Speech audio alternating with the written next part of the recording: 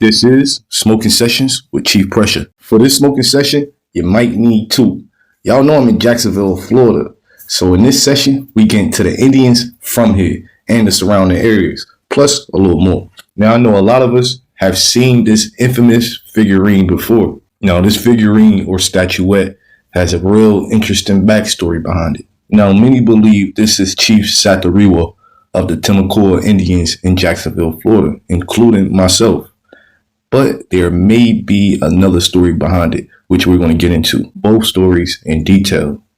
Now, let's start with who, where, and when this figurine was made. In short, it was made by the Germans when two American king or princes were sent there as POWs with English captain Petch to Dresden, Germany in 1722. It's a part of the Green Vault. Now, sometimes when you search it or you look up this figurine or statuette online, it may say Moor next to it.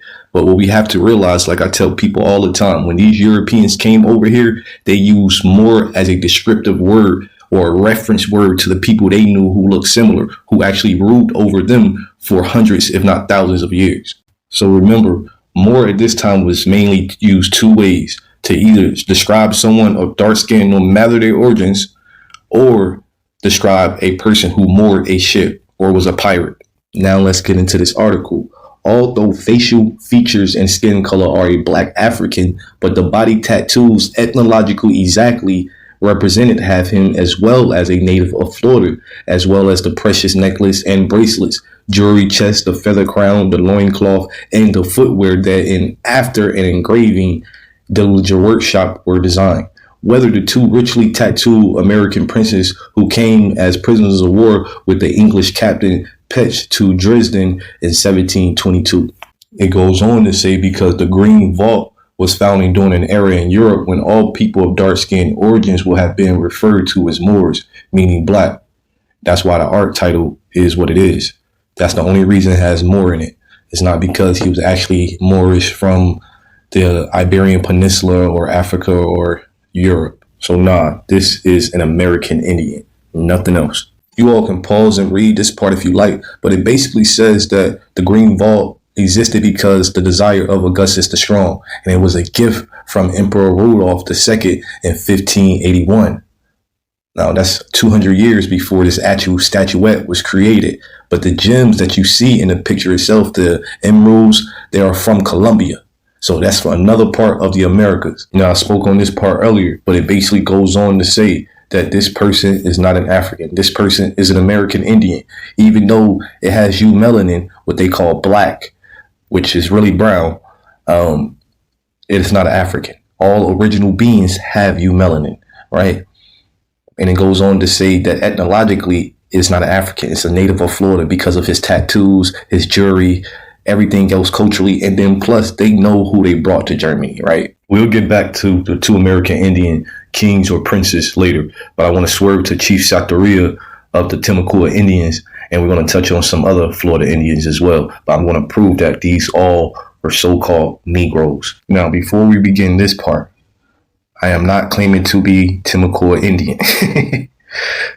Even though they are connected to my people because they end up becoming Yamasee and Seminole. Chief Saturiwa led the Saturiwa chiefdom in what is now Jacksonville, Florida. When French Huguenots under Jean Ribault explored the area in 1562, his people came into direct contact with the French when Fort Caroline was built by this guy Rene 2 years later. The largest and best attested of the Timucua subgroup known as the Mocama, the Saturiwa occupied an area from the mouth of the St. John's towards what is now downtown Jacksonville and up and down the adjacent Atlantic coast from St. Augustine north to St. Mary's River. According to the French, Saturiwa was sovereign over 30 other villages and their chiefs, 10 of whom were said to be his brothers. French sources also record the name of his son, Arthur. Arthur was also a chief of a village under his father Saturiwa. The Huguenot described Arthur as handsome, prudent, and honorable. Now, this part, wow. The Saturiwa chiefs practiced incestuous marriages to keep power within family. Therefore, Saturiwa betrothed his eldest wife to their own son, Arthur, with whom she had many children. Though the Huguenots respected Arthur, they were disgusted by his incestuous marriage to his own mother, understandably. The powerful Saturiwa quickly forged an alliance with the French, hoping to secure their aid against his enemies, the Utina upriver. However, Rene Laudonnière reneged on his deal to help Saturiwa against the Utini, as he also wanted to pursue an alliance with them. Relations between Saturiwa and the French soured for a time, but soon cordial relations were restored. When the Spanish conquered Fort Caroline and ejected the French in 1565, Saturiwa and his people were hostile to the Spanish, who allied with the Utini. In 1567, Saturiwa joined a coalition with two other tribes, the Potano and the Mayaka, against the Utini and their Spanish allies. The following year, Saturiwa and his chief Takakuru joined the French soldier Dominique de Gourgy in an attack on Fort Caroline. It is not known when Saturiwa died, but his people remained hostile to the Spanish well into the 1570s. Now, to be totally transparent, when you look at the dates of when Chief Saturiwa was alive versus when the figurine was made, it's kind of impossible for him to be the same person because it's a few hundred years, but it is the same around the same time when the Green Vault was created. So either it is Chief Saturiwa or it's one of his descendants. Let's continue with the Timucua Indians. Original Florida natives. The Timucua were the American Indian people living in the northeast and north central portions of what is now Florida. Their name may derive from the Spanish pronunciation of the Timucuan word Timucua, which means Lord or Chief. The Timucua probably, which means they don't know, number between 200,000 and 300,000, organized into various chiefdoms speaking in common language. The earliest evidence of their presence dates from around 3000 BC. Semi-nomadic, during the mild fall and winter months, the Timucua lived in the inland forest. Here they planted maize or maize, beans, squash, melons, and various root vegetables as part of their diet, employing slash and burn technology. Large growth will be cut and then the fields will be cleared with fire. The soil will be turned and broken, utilizing the nitrates in the ash as an effective fertilizer. Timucuans will also collect fruits and berries and bake bread made from the root starch of the kunti plant. They cultivated tobacco and utilized a communal food storage system, suggesting crop surpluses. Timucuans also hunted game, including deer, alligator, bear, turkey, and possibly eastern bison. During the hot summers, they would migrate to the cooler seashores where they would fish and collect oysters and shellfish. The evidence of their culture still exists in many shell minnings, essentially Indian trash piles still found in Florida's coastal areas. The Spanish sent several expeditions through the central Florida area during the first half of the 16th century, primarily looking for gold and other exploitable natural resources. Most of their impact fell on the Timucua. Juan Ponce de Leon landed near present St. Augustine in 1513, claiming the whole of the eastern North America for the Spanish crown and giving it the name La Florida, or La Florida, looking as. Later in 1528, Panfilo de Narvaez expedition landed at Tampa Bay and explored the western fringes of the Timucua territory. In 1539, Hernando de Soto led an army of more than 500 men in a devastating entrada through central and north Florida. His army seized food, took women for consorts, and forced men to serve as guides and bearers. Their army fought 2 battles with the Timucua, killing hundreds. De Soto also released hogs into the forest to breed a food supply for later expeditions. These preyed on traditional Timucuan food sources and were hunted in turn by them, further changing their habitat and lifestyle. The Spanish explorers were shocked at the size of the Timucua, well built and standing 4 to 6 inches or more above them. Perhaps adding to their perceived height was the fact that the Timucuan men will wear their hair in a bun on top of their heads, just like a lot of Florida niggas do right now. All were heavily tattooed, just like a lot of Florida Indians or niggas right now. And such tattoos were gained by these, usually in hunting or war. That sounds like a lot of gang shit. These elaborate decorations were created by poking holes in the skin and rubbing ashes in the holes. The Timucuan were dark-skinned.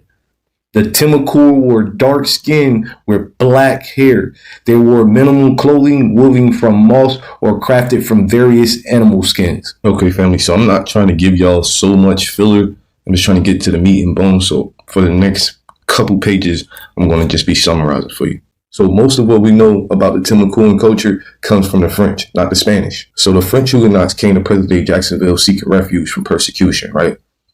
At first, they started beefing with the Timucuans, and then they were cool after a while. When the Spanish came, it got a lot worse for the Timucuans, though. The Spanish whooped on the French and got them out of there. And then they set up their own Spanish missionaries in all of the Timucuan chiefdoms. And the friars and those missionaries tried to Christianize and make the Indians more Latin custom, right? And when they was doing that, they did preserve one of their languages when they were forcefully converting the Timucuans over. Then they go on to say that the European diseases decimated the Timucuan population down to 1,000 in the 1700s. I kind of find that hard to believe when the Europeans relied on the American Indians for their medicinal knowledge and healing ways. You can find some knowledge on that in my American Indian Contributions to the World Health Innovation series. This also says the Spanish colonists relied on intermarriage with local populations so they can take them over and put the mestizos or the mixed blood people in their culture. And when the British came, it really got bad for the Timucua. But the British bitch ass, instead of fighting their own wars, they relied on Indians to fight the colonial wars. The British did ally with my people, the Creek, Catawba, and Yuchi, who unalived and enslaved Timucua who were associated with the Spanish. Now, all rival European nations relied on Indians to fight their colonial wars. So they wasn't doing it themselves for the most part. And we were already beefing with each other. So they used us against us like they still do today. Divide and conquer. They say by the end of the French and Indian War and the British acquisition of Florida in 1763, it was only 125 remaining. But I got other sources that may say different. They say the last remnant of the Timucua either migrated to Cuba with the Spanish or they stayed and were absorbed into the Seminole population, which were mostly Yamasee and other tribes. I wanted to point out this description of the Timucua Indians, but I also wanted to point out why it's so important to know the etymology of the words that you're reading. He describes the natives as being very fair, without deformity, and possessing olive skin, dark hair that was either worn very long down to the hips or up in a knot above their head, and dark eyes. As you can see on the screen, the etymology of fair is pleasant to the sight, right? Or beautiful or handsome, things along those lines. And then it says possessing olive skin, and olive skin simply means a dark brown skin. It goes on to say the men were of a quite tall stature, and in the explorer's own word, they are great dissemblers and traders, valiant of their persons and fight very well.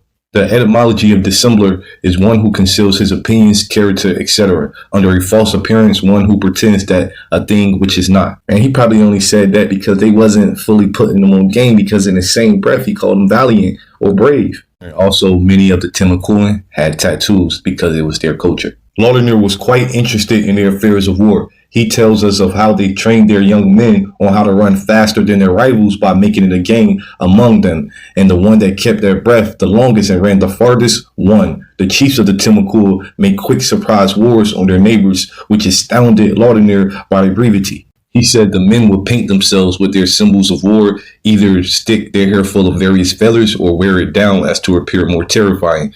They also made a lot of noise and cries to frighten their enemies, even more so when they ran into battle. After decapitating their enemies to obtain their hair as trophies, they would take their women and children along with their heads back to the tribe. The Timucua would then hold a celebration where they dance with the hairs of their enemies or heads of their enemies firmly grasped in their hands around the fire, chanting, singing praise to the sun for their victory. All of the tribe participates in this merriment. Even the elders dance around the fire and show their joy. Witnessing this led Lauderdale saying they had no religion, as they had no idea of God or of scripture. While he states they had their own priests, he insists they are more like tribal doctors rather than spiritual sages the tribe sees them as. Lauderdale learned and gained a lot from the Timucua Indians, especially a sense of the land, much needed supplies, and friendship. He greatly admired their skills in acquiring food for their people and how they fought and celebrated together in times of plenty.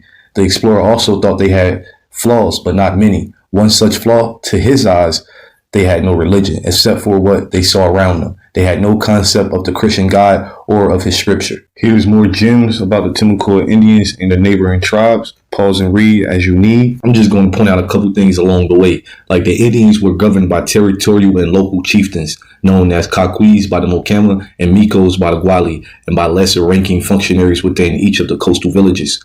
Like nearly all Native Americans, they developed a matrilineal society with hereditary power passed through the mother. The chiefs were required to marry a commoner, therefore a sister or nephew inherited the title. Governing power was based on a storage of corn, hence control of the food supply in lean times. Cultivated by labor tribute from the subordinate villages, along with their political power, the Caquis and the Micos enjoyed the right to have more than one wife. Monogamy seemed to be the norm for the rest of the population. Little was recorded about the Timucuan religion before changes of European encounters. The accounts of Gwali were recorded by Dominican missionary priests who heard it third hand. Gwali mythology seems to embrace the origin and destiny of the soul and the communal anointment for sin. Their major deities were Matixunga, god of the north, and Q Sugar, god of the south. The Gwalis believed that all souls originated in the north, lingered briefly on earth, then departed to the realm of Q Sugar. Now, as we get back to the two king or princes, my whole point of this presentation is to share gems on the Timucua and other neighboring tribes of Florida and Georgia, to share more info on what we believe to be the stories behind this infamous statuette and what we know, that the original peoples of the Americas were melanated people that some may call Negro now or Black. Please stick around to the end, because after I share some of the story of the two princes or two kings, I'm going to share a video that's going to drive my points all the way home. You already stuck around this far. The title is Slavery and Skin, the Native Americans Aksha, Rinsha, and Tuskegee Stanaki in the Holy Roman Empire, 1722 to 1734. Now, I'm not going to read this entire thing. I'm just going to read the first couple excerpts or pages, and then we're going to move on to the video. Two renowned and wild Indian princes.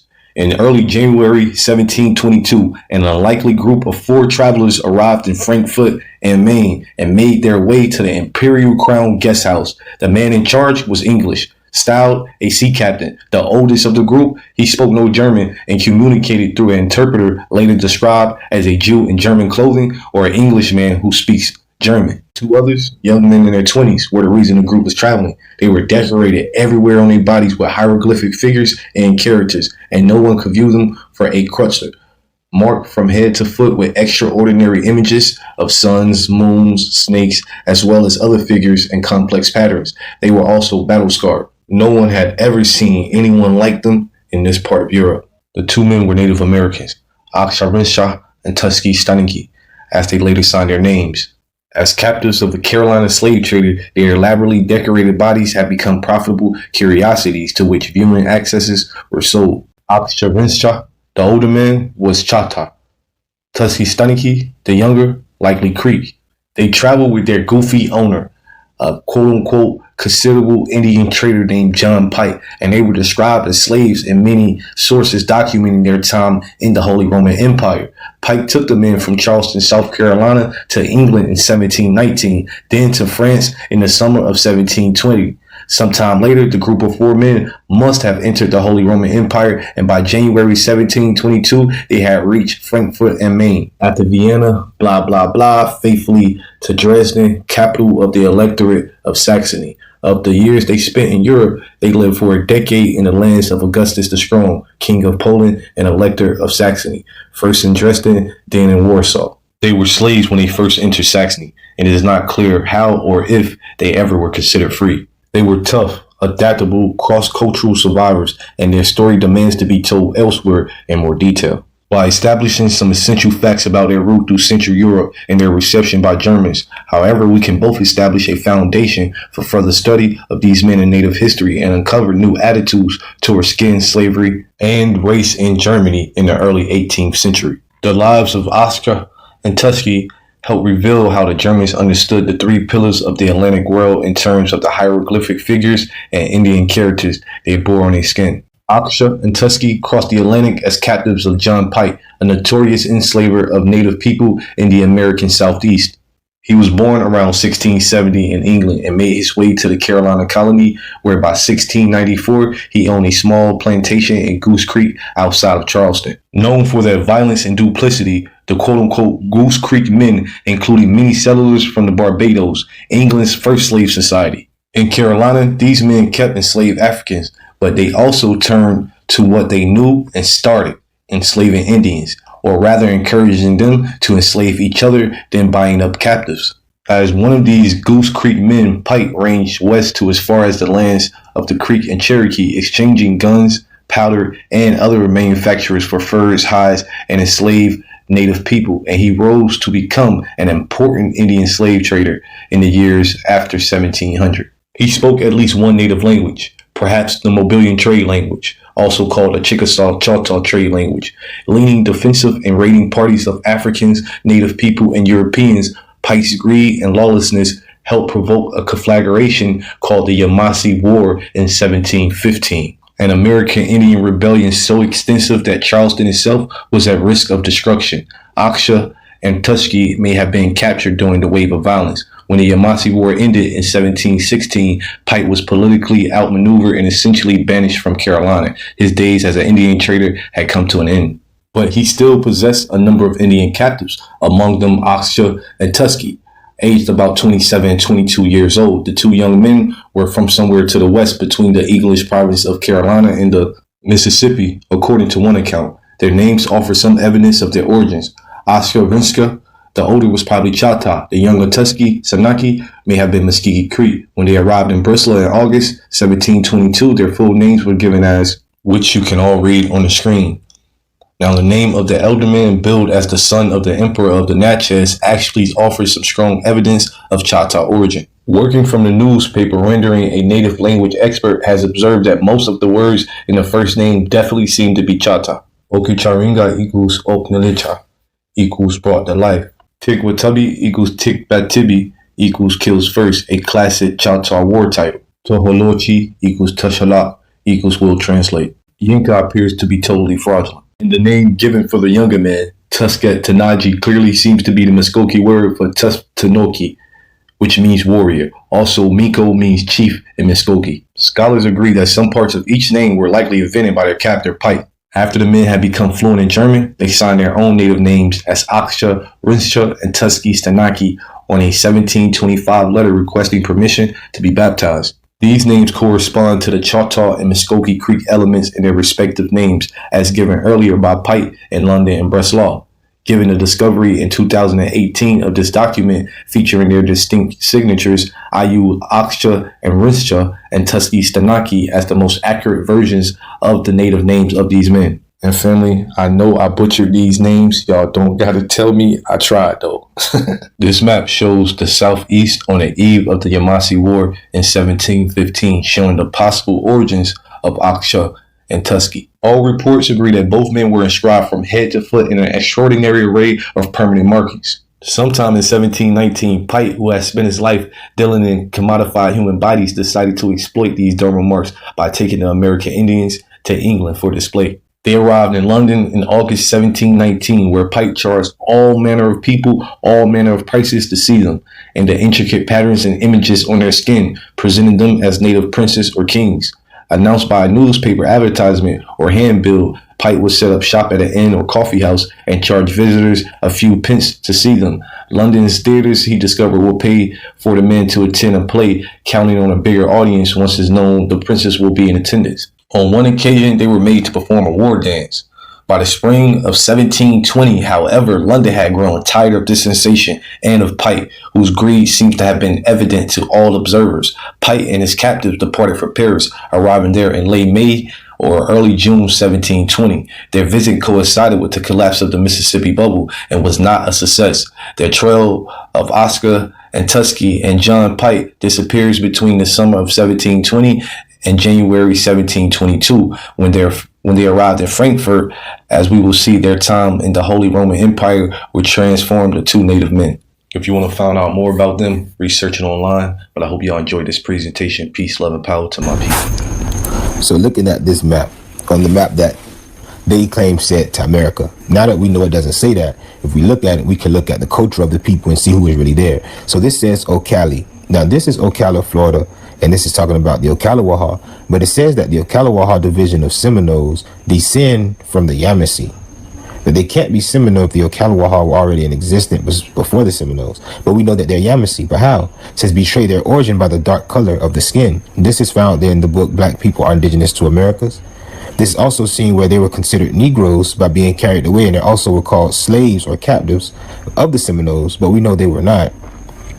Now in the previous, you'll see daughters of the sun. This is the same term used for the Tosuyaha, but right here is where one of the originals, it says the Ocalawaha tribe of Seminoles are thought to be descendants of the Yamasees, as they are blacker than the other tribes. And the Yamasees are said to have been remarkably dark complexion. And it goes down and shows where a chief, it says bore strong marks of his dark skin. Let him know that his ancestors were Yamasee, but they knew because of his dark skin.